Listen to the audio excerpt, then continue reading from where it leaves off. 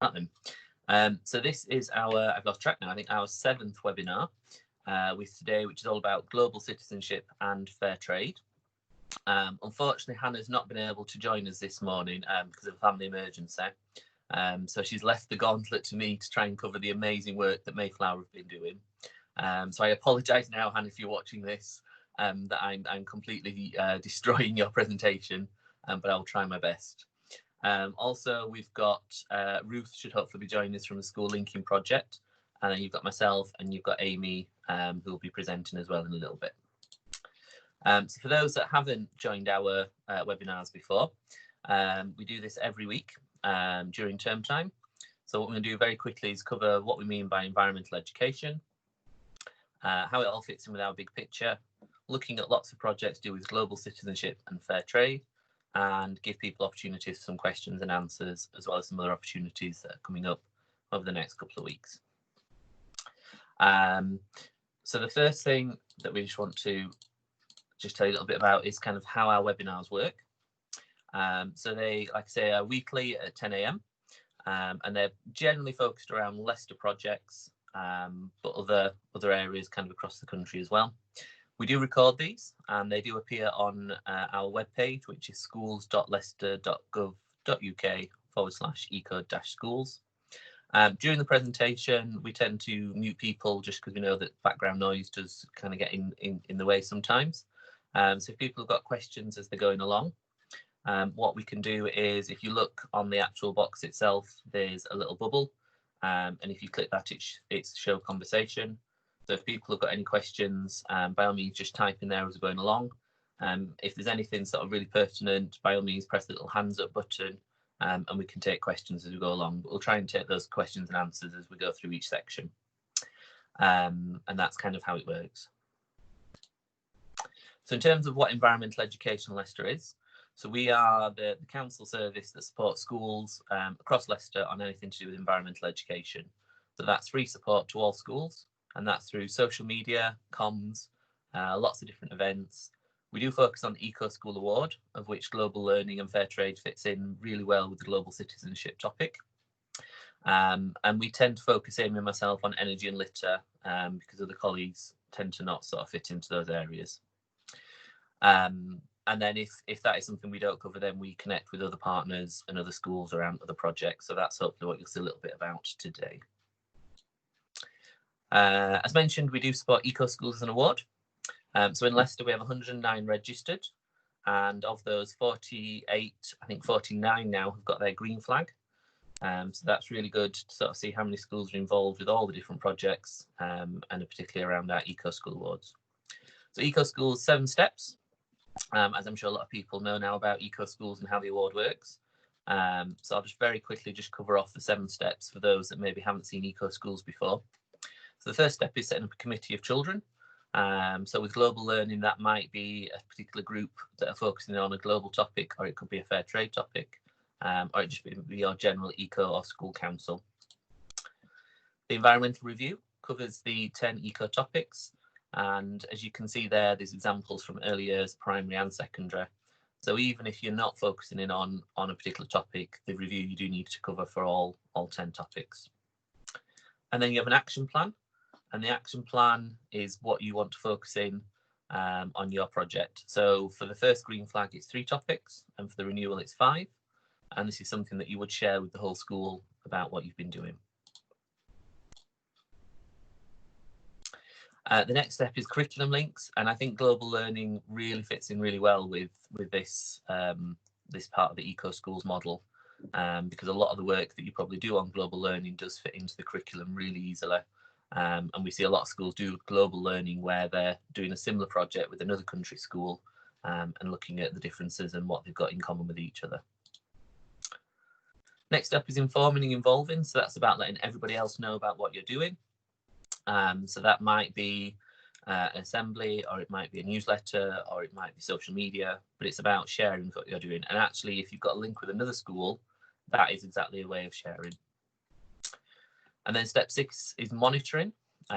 So with the global topic, the monitoring bit tends to be around surveys and doing feedback from people or children around doing the projects.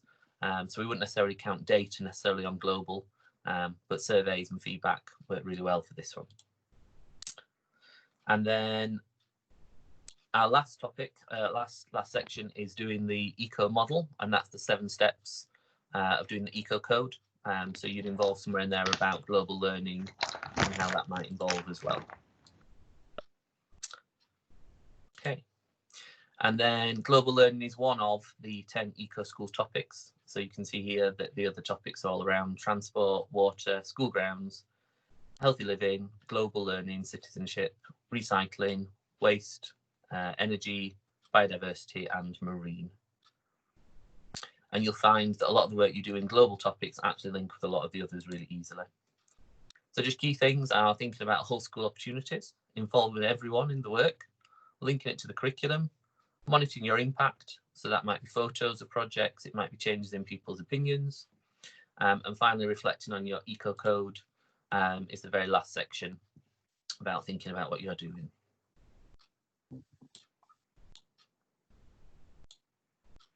And then we've got a very long list of global citizenship projects that we're going to talk a little bit about during this webinar. So for those that have just joined, unfortunately, Hannah's had to send her apologies this morning due to a last-minute family emergency. So she's kindly provided lots of slides that I'm going to cover off around British Council, connecting classrooms, e-twinning and global learning. And then Ruth's going to be covering off around the Leicester Schools Linking project. And then Amy's going to pick up with some of the other sort of more national projects that we hopefully think people will be interested in participating in. Okay, so this is the bit where Hannah would take over, but she's unfortunately left me in charge. So schools have always taught about global dimension in many different ways across many different curriculum areas, so it's not anything new. So the first bit we're going to talk about is how the British Council are supporting schools in this really important area. So in terms of what Mayflower have done, they've been involved in global learning formally since 2013, and through that they've had a huge amount of different projects involving sort of over 50 staff that have been involved in exchange projects to many countries around the world.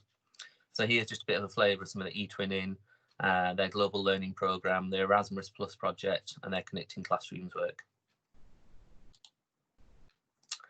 So what is e-twinning? So first of all, e-twinning is a community for schools in Europe, founded in 2005, and it's about linking schools, particularly across working in Europe.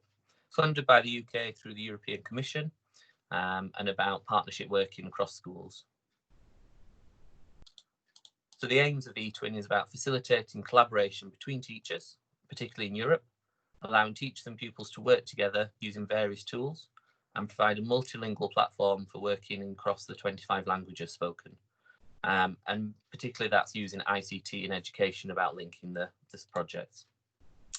That gives you a little bit of a flavour of how many schools are involved, including some of the dependencies around the world. So not just in Europe, but places like the Canary Islands, and Guadeloupe and Réunion, just to give you a little flavour of some of the work that the British Council does through the e-twinning. So why use it? I suppose, first of all, lots of resources. It's set up as a safe online environment for schools to use. No lengthy application form, and it could be your first step to becoming a partner about developing what you're doing in school. There are some awards around it, and there are lots of professional development opportunities that you as a school can get involved in. So Mayflower, it could be as simple as kind of doing this project, which was around Build It, which was around children coming up with some ideas and then sharing resources. And then the children in the country they were working with did something similar. Music Without Borders is another project that Mayflower got involved in, and that was around picking and choosing pieces of music, getting the children in the partnership countries to listen to the same music, and then for them to paint based on what music they were listening to, and then through online being able to share those pictures through videos and getting children talking to each other about what they thought about the music and the art projects. One of my favourite, which I'm sure Amy will be very impressed with, is School of Vision. So a very unique e-twinning project that brought all the countries together. And in 2018, they celebrated their 10th anniversary. So each country had a number of schools that sung their own songs, and then it came together in a Eurovision style e-twinning project. And I'm sure if after this you download the links, you'll be able to see some of that music being played by the children singing. So that's the School of Vision project. Sounds amazing. It genuinely is amazing. I think Mayflower may have won at least once, I think, or certainly come near the top. So we certainly do a lot better than the official Eurovision, I think, these days. That's not hard. So the culmination of the e-twinning project that Mayflower got involved meant that they obtained their award in 2018-19, and that was part of their sort of recognition for their e-twinning schools project. Wonderful Ofsted. So in 2017, Mayflower had a short inspection, and as you can see here, the key things that they picked out from their inspection was that the pupils and the staff are proud of their international links, their environmental work, and anti-bullying work. And as you can see here, they were officially the funniest school in Leicester during the comedy festival, and their Eurovision style School of Vision was mentioned. So it gives you a sort of a deeper understanding of kind of, not only is this, we think, important for children, but actually Ofsted recognise this as an important thing for schools to be involved in as well. But I think it's key at any point that if and when you do have an inspection, that you actually do show this to inspectors, because they won't necessarily look for it. So it's worth kind of just raising that to be aware. And then the next step that Mayflower then did, which any school can get involved in, is the International School Award. So this is a 3-year award that schools can come up with an action plan, and then they carry out their actions, and that's around working in different curriculum areas, different year groups, around making their international links. So this is Mayflower when they achieved their first International School Award, and that was 2015. So there's a couple of pupils from the school in front of one of their links with China. So you can see you do get some nice recognition around kind of achieving the award. And then from that, then Mayflower got involved with the Erasmus project. And Erasmus, we'll talk a little bit about in a second, but again, that's funded through the British Council, through the EU funding, and around, again, very specific actions around developing your action plans. I have to say I'm very jealous of Mayflower. If I was ever going to become a teacher again and go back into teaching, I think Mayflower would be the school for me. As you can see here, this gives you a little bit of an idea of some of the projects that they evolved through their Erasmus Plus project. So through Slovenia, Iceland, Guadeloupe, Lithuania, Finland, Spain, France, Czech Republic, and Croatia. Lots of different projects that they've worked on in partnership with other countries and other schools. And again, these have all been covered and funded, so the school's not had to cover costs for the travel, but maybe sort of costs for maybe sometimes supply staff, or sometimes costs sort of within school, but the trips themselves have all been covered. Just a little picture there of some of the staff from one of the projects. And here's just a picture of some of the staff from Guadeloupe when they were doing some of their teacher visits. You can see there that they were looking at various different activities that could be taken back to school.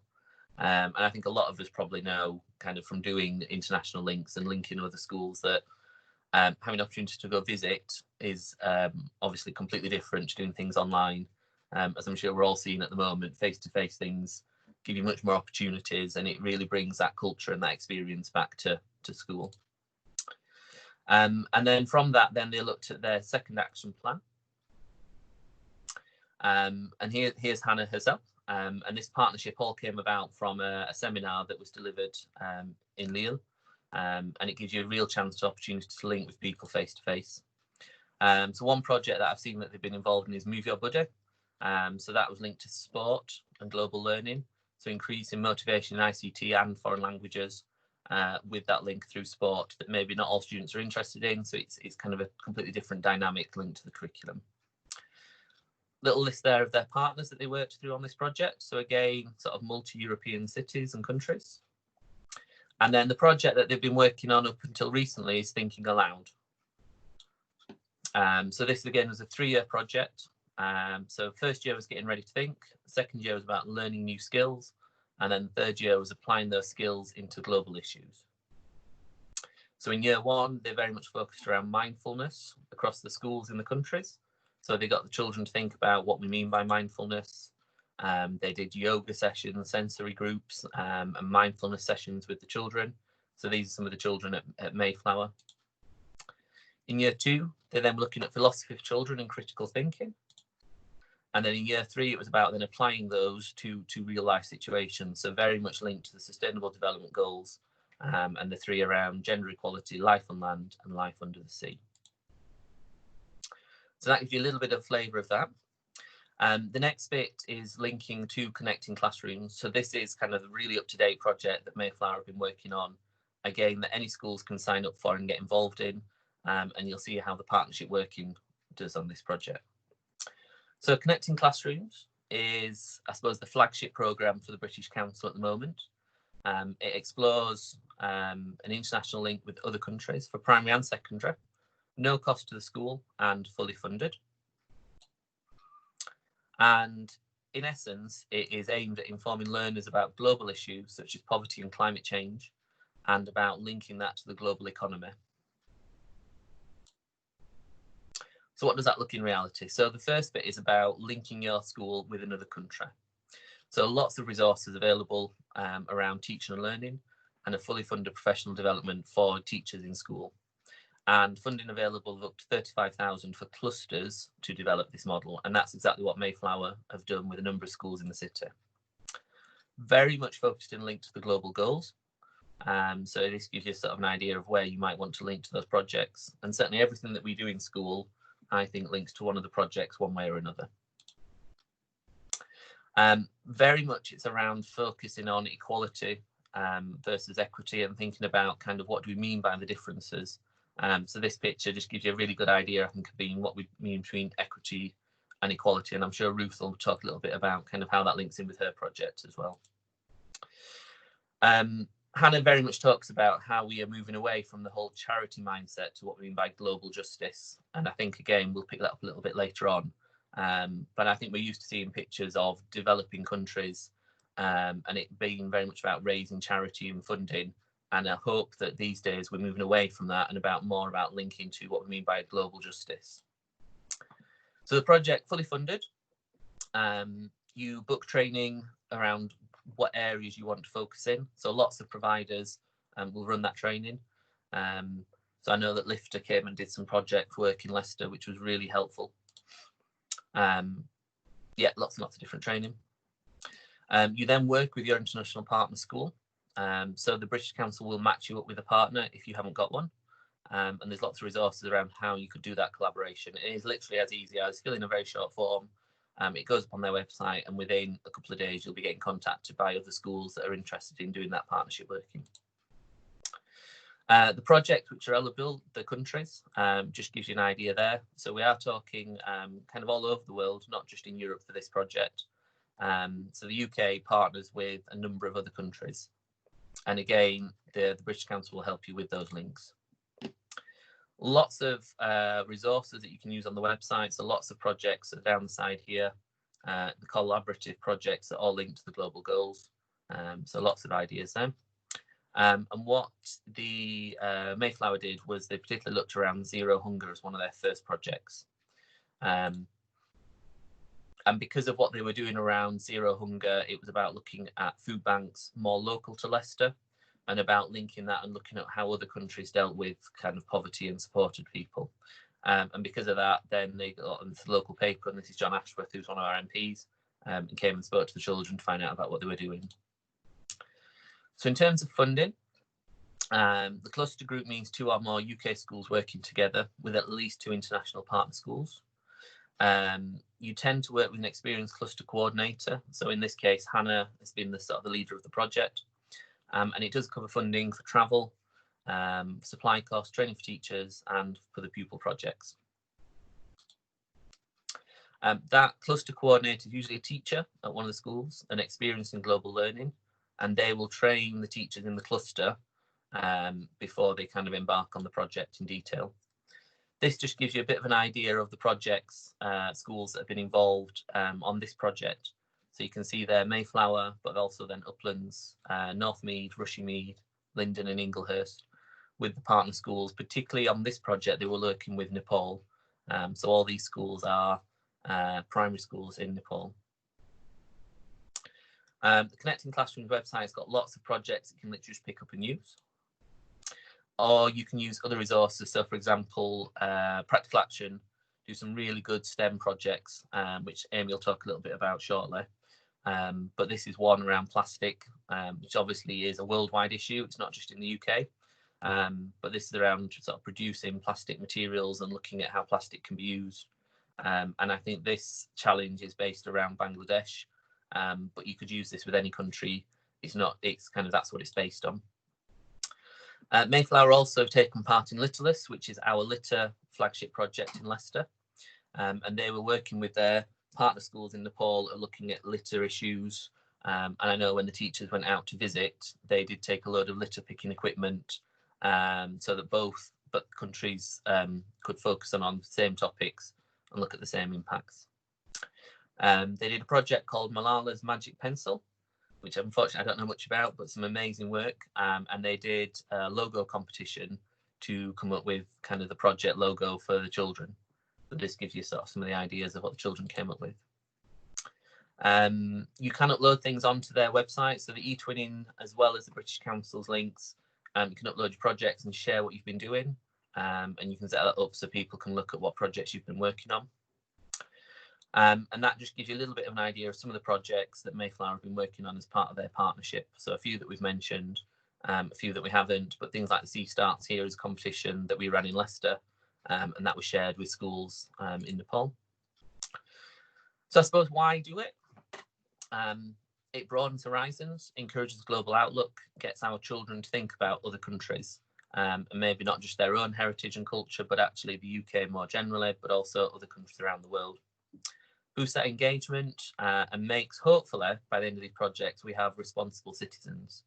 And in terms of Ofsted, it contributes to our SMSE and British values agendas.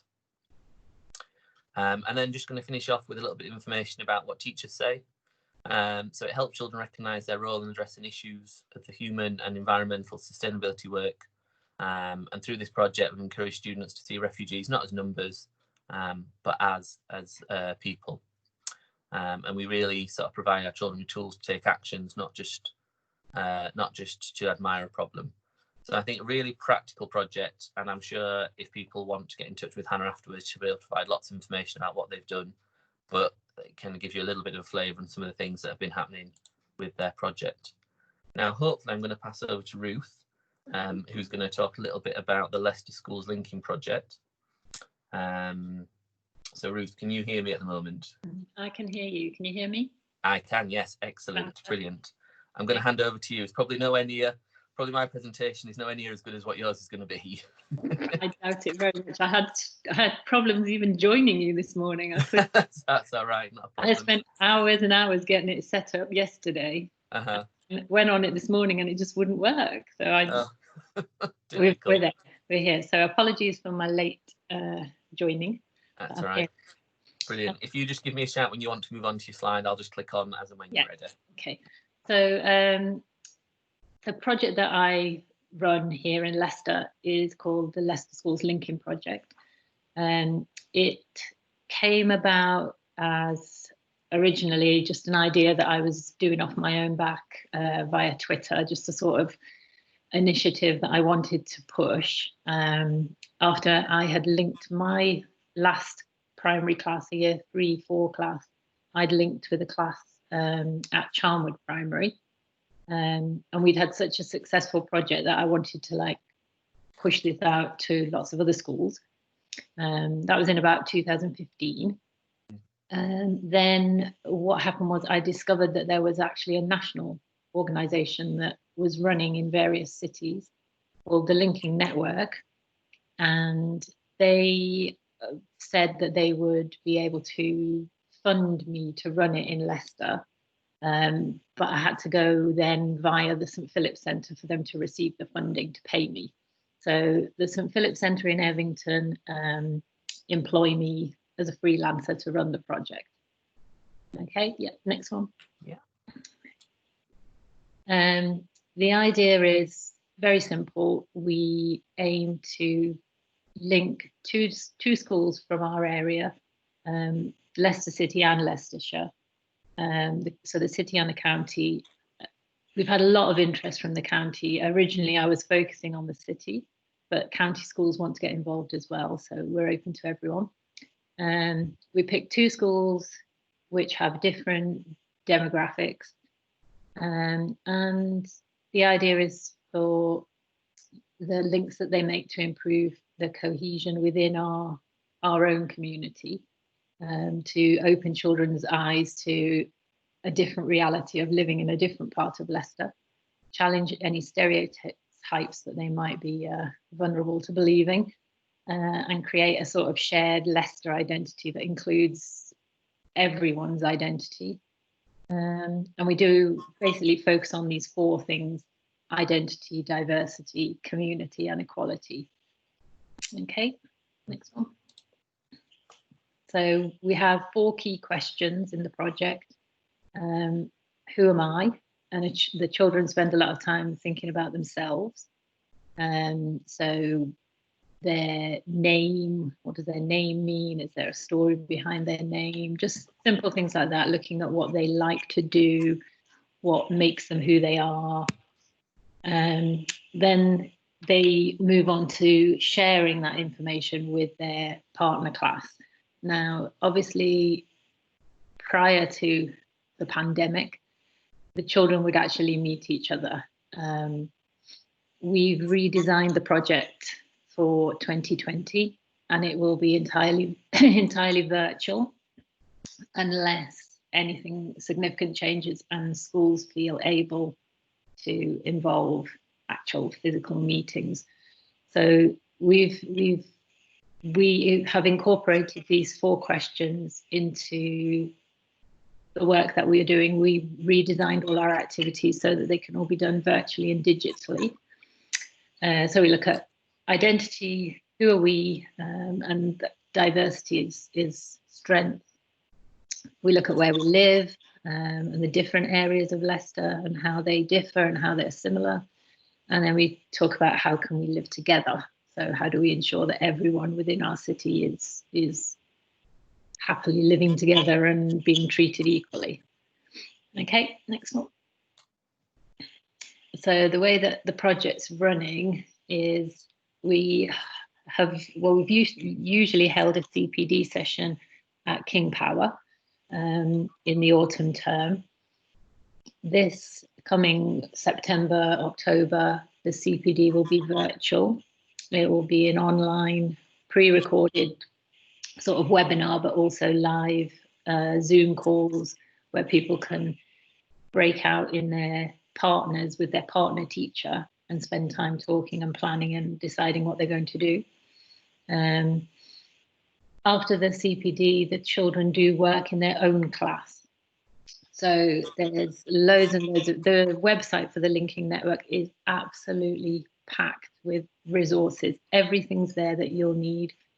Lesson plans, they're all editable, they're all Word, they're not PDFs, you can change them, there's PowerPoints, there's access to videos, poems, all sorts of stuff. So children will start out working on ideas to do with their identity.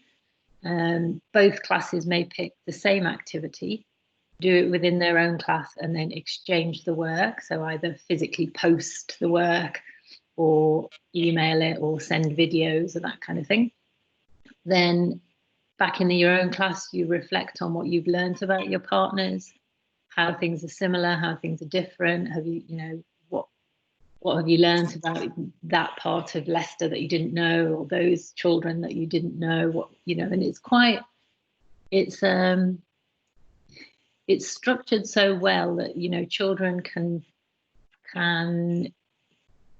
deal with issues that they might have had, like, oh, I thought all those kind of people were like this, but now I've discovered, that they're not, So it's very carefully planned, but we do expect there to be some kind of challenging discussions, and that's the whole point of it, that children will relearn things that they might have misunderstood. It's also very much rooted in curriculum subjects. There's loads of very literacy rich activities, poetry, writing, but like I say, we're designing a new digital set of activities at the minute. So there's a lot of ICT. So it's a lot of curriculum crossover. So you can be sure that you're doing other curriculum subjects when you're doing these activities as well. Okay. So like I said, this actual project in its current format started in 2018. I managed to get 18 classes paired up, so that was 9 links. And then last year we grew to 34 classes. We've got 15 schools, so that's this year rather, 15 schools involved. It's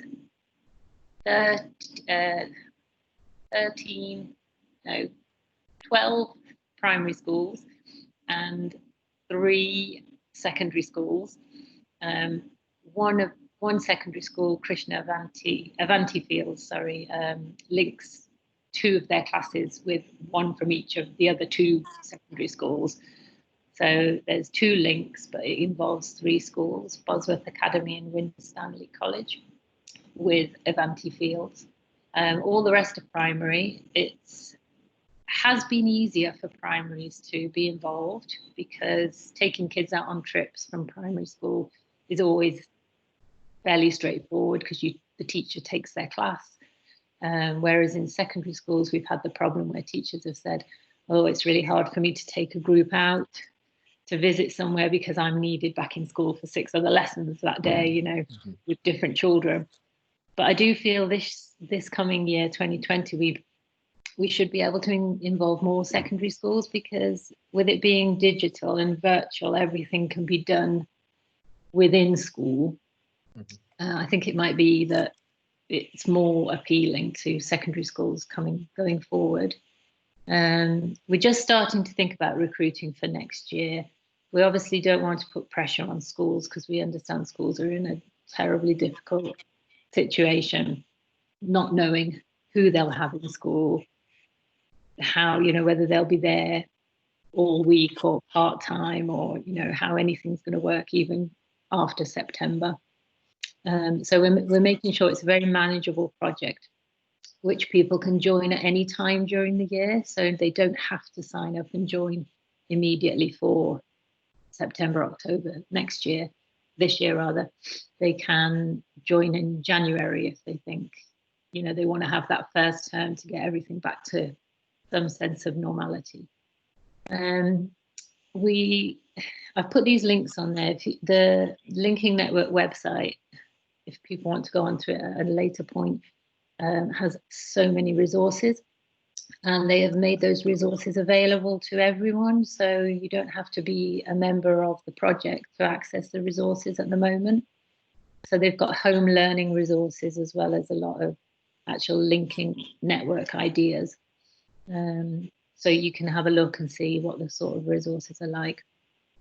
Here in Leicester, we've worked a lot with the King Power, Leicester City and the community. They've been hosting our CPD sessions. They've also been hosting where the children used to go to meet. Previously, the way the project worked was both classes would meet at a neutral venue and spend the day together doing activities and getting to know each other. And we met at King Power and at Newark Houses Museum. So I'm maintaining those links with King Power and the museum service. For 2020, they're going to produce virtual tours and some virtual resources that children can look at in their own classes and then work on together or communicate around and do some work with each other. So like a virtual neutral venue day. I've also started a new collaboration with Artreach, and they run the Journeys festivals in Leicester, and they organise Refugee Week activities here. For Refugee Week, which is June, just next week, I think it is, they've worked with 3 artists and produced some video creative activities. I think one is an art a sort of a drawing based one. One's more drama and one is rap and music. And what they're going to do is they're going to send us those resources for us to be able to use with all our linking schools. So the two classes can pick which one they like. They can watch the activity online together. They can work on it together, share work and exchange their ideas. The Outreach projects will contribute to ArtSmark, Arts Awards. So if your school's doing the ArtSmark or any other art award, then you can use that involvement in that towards that. Okay, next one. Yeah. I think that's probably all on here. Forgot what I had on my PowerPoint. Yeah, so we've got this new set of digital remote activities, at least 10. It just keeps growing. We've got more and more. Loads of home learning activities, things that children can do at home with parents. We're really hoping to get a lot of parents involved in this as well now. There's the shared virtual experiences, tour of King Power. We do, one of the aspects is an involvement in a joint social action project. So this can be something environmental, or like I said, maybe something to do with refugee awareness, or even intergenerational work. So we're trying to do some projects around schools linking with care homes. Obviously, this has all gone a bit in a different direction to how it was planned, because it was planned all around actual physical linking and visiting. But at the moment, we're now kind of veering off to doing virtual stuff, but still trying to do all these things. Okay, next one. The project, like I say, I mean, I think the most important part of the project is that children realise, living not very far away from them, there are children who are different, who have different life experiences, do different things, but are also very similar to them and like the same things and play the same games.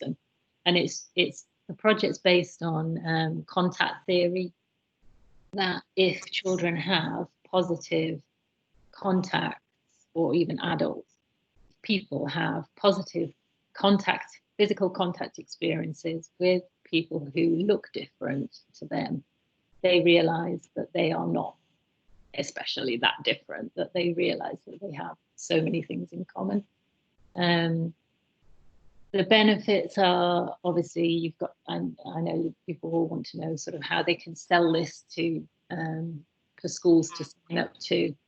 So in terms of like speaking and listening, a real purpose for writing, it's great for their own confidence and self-esteem, developing their own sense of identity. Very powerful learning experiences, getting to know different people, and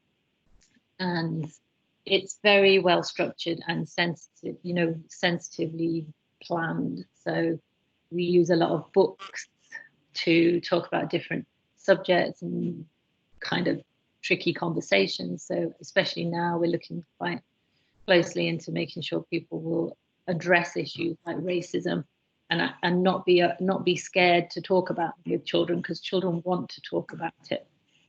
But we have carefully planned lessons to do that. Yep, next one. Yeah. And like you said in the stuff about connecting classrooms, it contributes to your school's SMSC, provides part of what Ofsted want to be able to see as like a broad, balanced curriculum. The British values side, I don't like that term, try and avoid using it on my slides. It extends your school community to include other children in a wider sense. And we're backed and endorsed by the Ministry for Housing, Community and Local Government and the Department for Education. That's where the funding comes from originally. That goes to the linking network in Bradford, and then they filter it through to projects in different cities. It's running in 18 local areas at the moment, but it started in Bradford about 18 years ago, I think. They've been running it there. Okay, next one. That is my email. If anybody wants to email me for more information. I'm also on Twitter at Linking School, and then the National Linking Network has Twitter. It also has Facebook groups, which I've got some amazing resources on as well. Okay. Brilliant, thank you. Can I ask a couple of questions, if that's okay? If a school's interested, what kind of level of commitment, if they were sort of saying how many hours, or I know that's kind of how long's a piece of string, but what makes a good project, I guess, if they were going to do this well? Oh, that's a good question. So Sorry. Last year and previously, obviously, we were quite clear it needed to involve 3 meetings. The way the project was organised was the 2 classes would meet at a neutral venue. They'd spend the day, like 10 o'clock till 2 o'clock together, getting to know each other. They'd go back to their classes, they'd do work, they'd send work to each other. And over the year, they'd send a lot of things in and out and communicate. And then each class would visit the other school for the day and spend the day there. That now obviously isn't an expectation, because we appreciate that schools are not even able to kind of know how to deal with their own children, let alone involve any children from anywhere else. So this looking forward, it's more something that you would be able to fit into either your PSHE lesson or use activities within your literacy lesson. Like I say, we've done loads of digital lessons which cross over to different curriculum subjects. Geography, so you can use the activities as part of your local area, if you're doing local area topic. So I think it's not a major stress. We've really tried to make it something manageable, but we also feel that, especially with the way that things are, that schools may have half their children at home and half their children in school.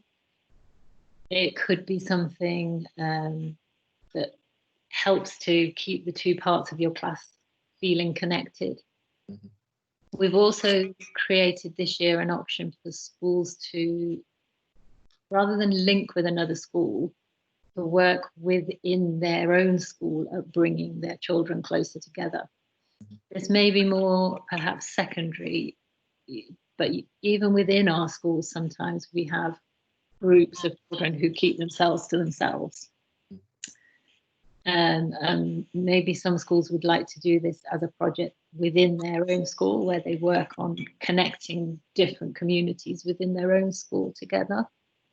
We were talking last year about doing a project when there was quite a lot of stuff in the news about the way that the Indian government had changed the citizenship laws, so that people that were Muslim that were not born there couldn't settle there. And there was a lot of discussion on whether we needed to approach that subject with secondary schools and try and get people to discuss the Muslim Hindu issue within their schools.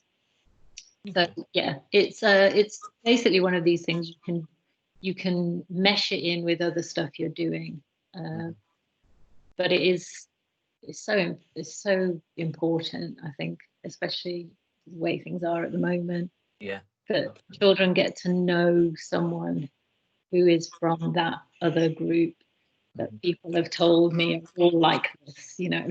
Yeah. And it's so simple to do.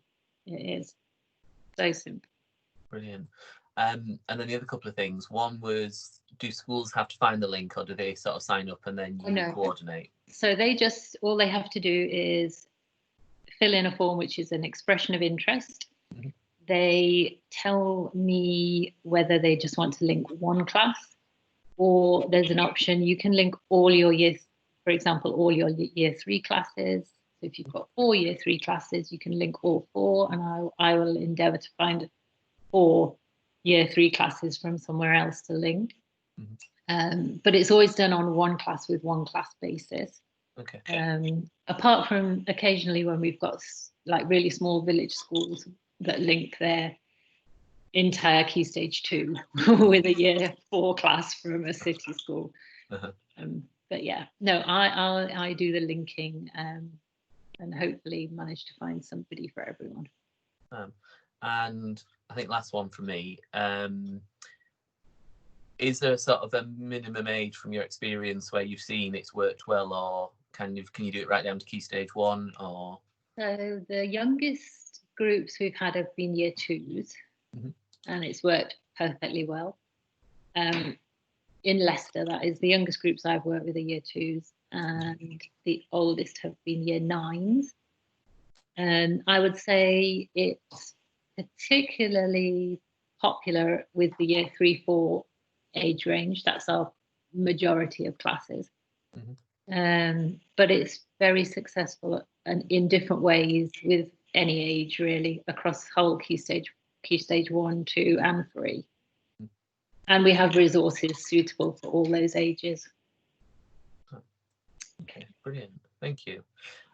What we'll do is we'll move on to the last bit that Amy's going to present, and then if people have got any questions, if you're all right to stay on, Ruth, we'll take any of the questions at the end, if that's okay. Yeah, that's fine. Thank Brilliant. you. Thank Lovely. you. Fine. Thank you. Great, thank you. Naina's just commented that Charnwood did a project with Gleeblands, which I guess was probably when you were involved there, Ruth.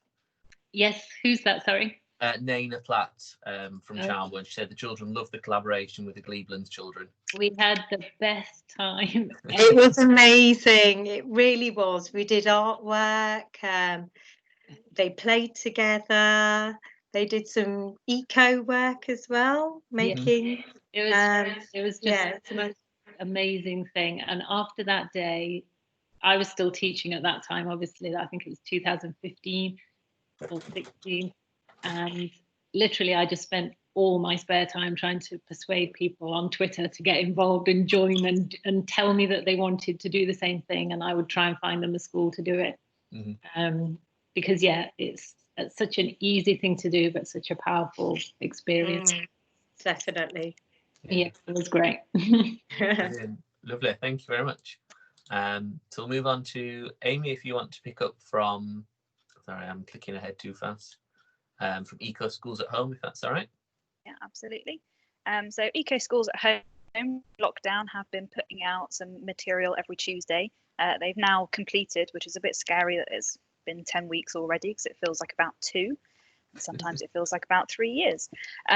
So the Global Citizenship work one specifically has tasks involving think about climate change in different countries, some work on languages, and my favourite, think about food from different countries. So it's lots of activities that you can get involved in, and it's also split across nursery, primary and secondary, so it's differentiated between the 3. And that's all the links there for all the 10 topics. I haven't heard if they're going to do anything else, Lee, have you?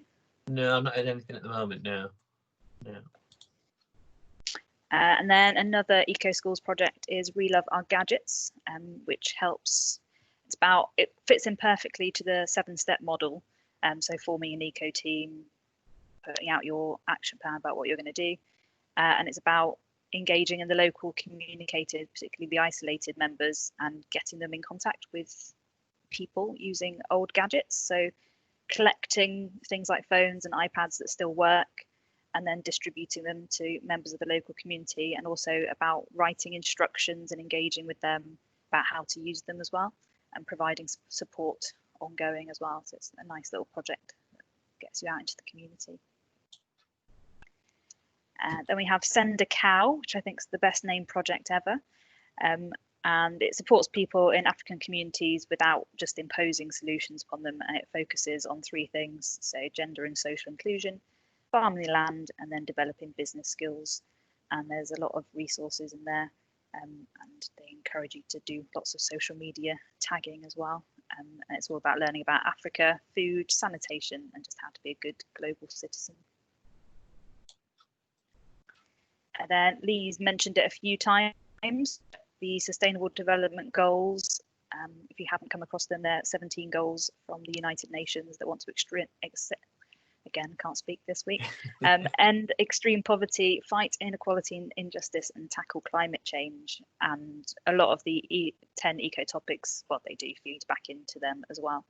If you want to learn more, there's all the details on the right hand side of the screen there about going on a free online course and just how you can introduce them into your school, because we appreciate that it could be a bit overwhelming to begin with, but they generally feed through most of the projects in the global citizenship that we will cover.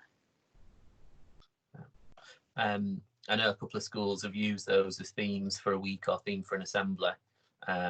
So you do everything around that for that week. Again, that might be a nice sort of home activity as well that you could do. And then we have Fairtrade Fortnight. So if you're not aware of fair trade, it's about helping farmers and workers in the developing world to get better and fairer prices and terms, and it's about improving working conditions and helping local sustainability.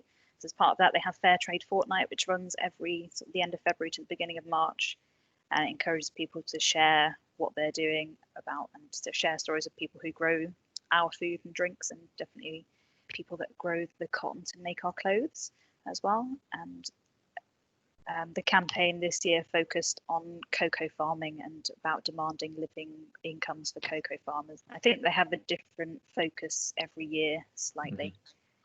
And yeah, that's all the details there about how you can get involved. And as part of that, Fairtrade also offer a schools award, so a bit similar to the Schools Award. It's got 3 levels. They are Fair Aware, Fair Active and Fair Achiever. And the first 2, Fair Aware and Fair Active, are self-certificated. You don't have to submit any evidence for those, but the Fair Achiever one that you do. And again, it's just a similar format of things that you need to tick. So the first one, for the Fair Award, you have to carry out a product audit of what you're using in school already, carry out an audit about what's currently being taught, gauging knowledge levels from your learners, and then carrying out a challenge. And there's about 10 different challenges that you can do, and a couple of them are listed there. So think about where our food comes from and who's producing it, and discussing fairness and what it means to be fair, and also why does it need to be fair trade. So again, that's not assessed by anyone external, so you can just submit that on the website and then you get your Fair Aware Award, which is quite hard to say. Fair Aware Award. The second one is Fair Active, so it's about sort of putting what you've been doing out in a wider school community. So setting up a group to lead on the projects, holding an assembly, which Lee can come and help with if you need to. And then Lee and I, sorry, and then holding an event at school and doing some fundraising, and again another fair trade challenge. So switching lots of products in school to fair trade products and fundraising as well. Then the final one is the Fair Achiever, and this is the one that will be assessed by an independent assessor. So within school, you'll have to, as well as doing everything before, you'll have to adopt a fair trade policy and a commitment to fair trade, and redo the learner audit that you did for the Fair Aware Award, just to see how attitudes and learning levels have changed, and make sure that's embedded within the whole school, and using fair trade products. And then you have to undertake 2 fair trade topics that year as well, and then that gives you a nice award that you can show off. I know Whitehall have got their Fair Achiever Award, so they've got a fair trade group. I think I'm their regular stand-up for their assemblies during Fairtrade Fortnight. And I think Sandfield, I've just asked Sarah Eames, I think Sandfield is still a Fair Achiever school.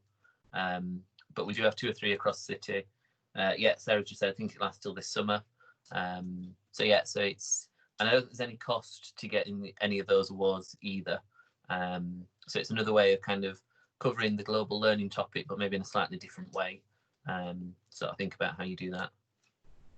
And then another sort of fair trade challenge is called the 90 kilo rice challenge. So this is run through JTS up in Scotland. So they basically do a campaign around, you as a school would buy 90 kilos of rice, which come in individual 1 kilo bags. And the idea is that you sell that in school, however you want to do that, as a fundraiser, a parents sort of evening, individual classes might do it. And the concept is that 90 kilos of rice sold is the equivalent of putting a child through school for a year, basically. So there's a nice sort of link there for children to understand. And you can do that in multiples of 90. So I know Avenue a few years back did this, and they ordered one lot of 90, and I think they ended up doing something ridiculous like 500 odd kilos. So they did kind of all sorts of events. The children came up with recipes for cooking, lots of different ideas. And you can either order that directly through JTS, or the Fairtrade shop in Leicester will be able to do that as well. And they do sort of split 90 kilos as well. So if you thought maybe we'll do 90, sort of 90 plus a few spares, something just to think about. And the rice has got quite a long sort of life on it as well. So you could sort of buy it, or you could do it pre-order. That's the other thing I've seen some schools do.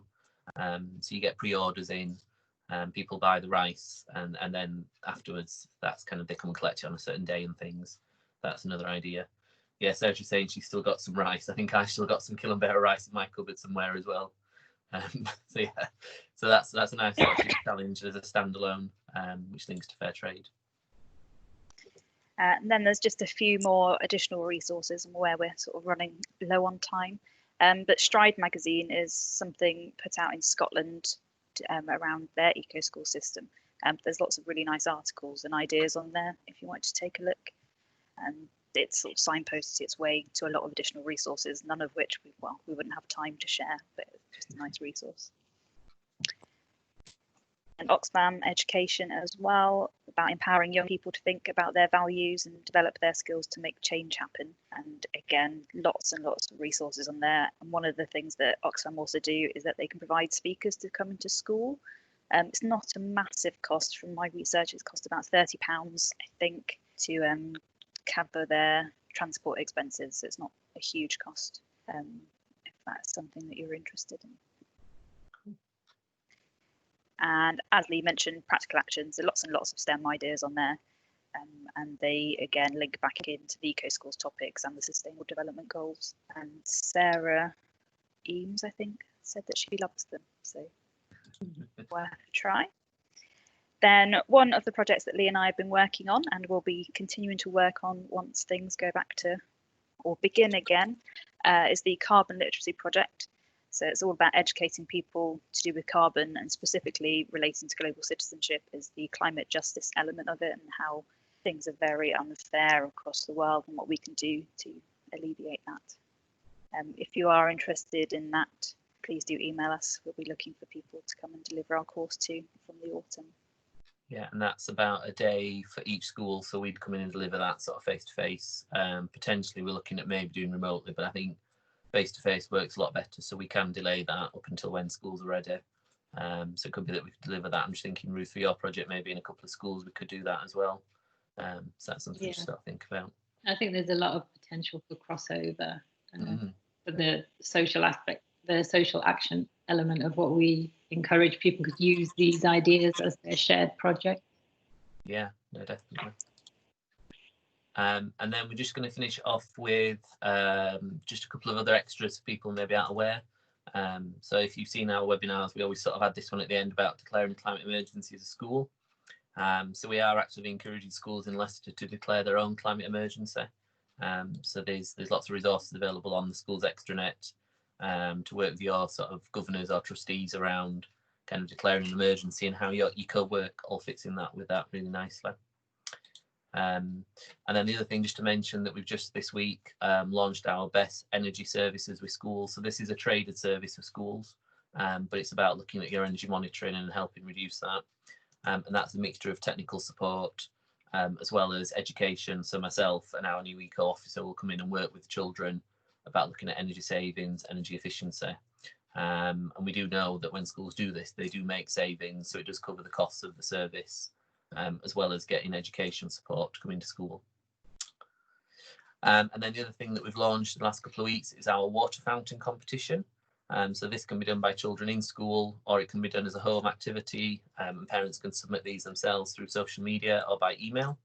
And that's up on our website, but we'll put the link up of how to get to it. But it's basically children need to design a water bottle print that will go up on our water fountains that are going to go up in the city centre in our public realm spaces.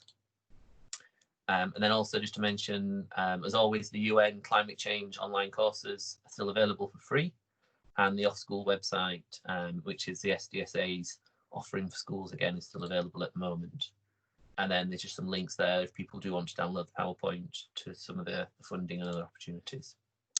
I'm going to hand over to questions. I'm not conscious that we have run over a little bit on time, but if people do have got any questions, now is your chance. If you want to either put in the chat box, or put your hand up, or if there's anything that anybody wanted to ask at this point, we'll open the room if anyone has.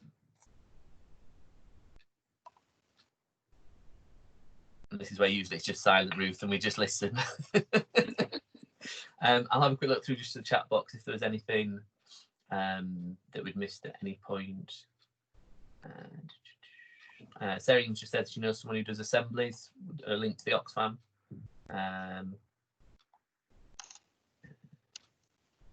Yeah, but I think there's always way more than people would ever need, so it's just a case of picking and choosing the bits that you think would be useful. Yeah, we've done, this is our 7th webinar, and each one we've packed of an hour of activities, which you could probably do it twice over. So yeah, lots of ideas, just sort of feel like you've kind of got some thoughts there. So if not, we've got 3 more webinars.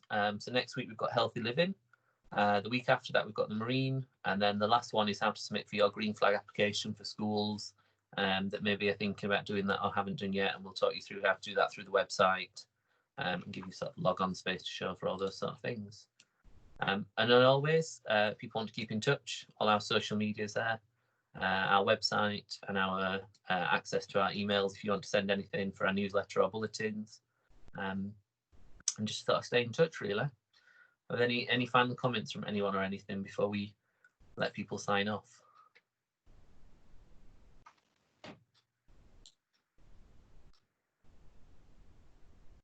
I am just trying to find the world's largest lesson link for Nana. Okay, no problem. My internet is struggling currently. Okay, no worries. Charlotte's just got a comment, which I completely agree with, and we have raised this kind of internally a few times, where we've thought about how do we sort of address this around teachers doing high carbon travel around the world for global justice projects, not always in line or not in line with the climate emergency. And I completely agree with that, Charlotte. We've talked about that a little bit, and Hannah's kind of acknowledged that a few times about kind of the rationale of people flying, and about how you don't always get the same experience, but we do sort of acknowledge that, and that's certainly something that we are aware of when we're doing these global projects. But certainly doing the local global links that Ruth's talked about, I think is a really good complementary, if not alternative, way of doing some of that. So yeah, absolutely. And I think, like we've seen in the last couple of weeks, it's so important, where even during all of the pandemic issues and stuff as well, it's so important that we know that our lived reality in the bit of Leicester we live in is not the same as it is for everyone in Leicester and in Leicestershire, and that we have a lot to learn just from our nearest neighbours, which will help us perhaps deal with people from everywhere else as well. Yeah, absolutely. Yeah. Can I just add, one of the things that we strive to make very clear is that the project links to schools on a completely mutually beneficial level. So the idea isn't that one school becomes a sort of cultural resource for another school, which I know some schools have had some issues thinking that was, it's kind of, some people had thought it was a way perhaps for white middle class village schools to just kind of come and learn about other people in that sense, but it is a very mutually beneficial project where the learning goes both ways. And we've also looked for, perhaps not next year, but maybe the year after, introducing a linking schools award, a status similar to schools of sanctuary status. So schools could become a linking school, where you'd get another little, logo for the bottom of your letters and everything, that proves that you've been involved in the project and you've being a kind of a committed member to the project. So that's another award that if people are interested in that. No, absolutely, no, that sounds brilliant. Yeah, I think that is worth sort of reiterating. It's a two-way partnership, because I know I don't know if it was your project, but I know Spark and I have always done a number of links with a county school, and both ways they learn so much from each other. It isn't and it's lots of things that you don't even think about that the kids discuss or find out from each other that we as adults haven't even crossed our minds. And if you can get parents involved as well in the project, and perhaps with it being, like I say, next year being a lot of virtual stuff, if you want to send this as home learning activities as well, and get parents involved in the linking project, because obviously we all probably know that children learn from their parents a lot of their ideas as they're getting older. So if we can change parents' ideas about things, then that will be positive too. Yeah, absolutely. Brilliant. Thank you very much. I have just posted a link on the 16th of June. There's something called the World's Largest Lesson Live, which is primarily targeted at teenagers, but it's just about going through the global goals in a quick session with lots of follow-up activities as well. Brilliant. Thank you, Emma. So what we'll do is we'll make sure that this is recording it. As always, it'll go up on our school's extranet site, probably sometime around lunchtime today, depending on how quick our internet connections are. That's usually the limiting factor. It's not our time, it's our internet speeds.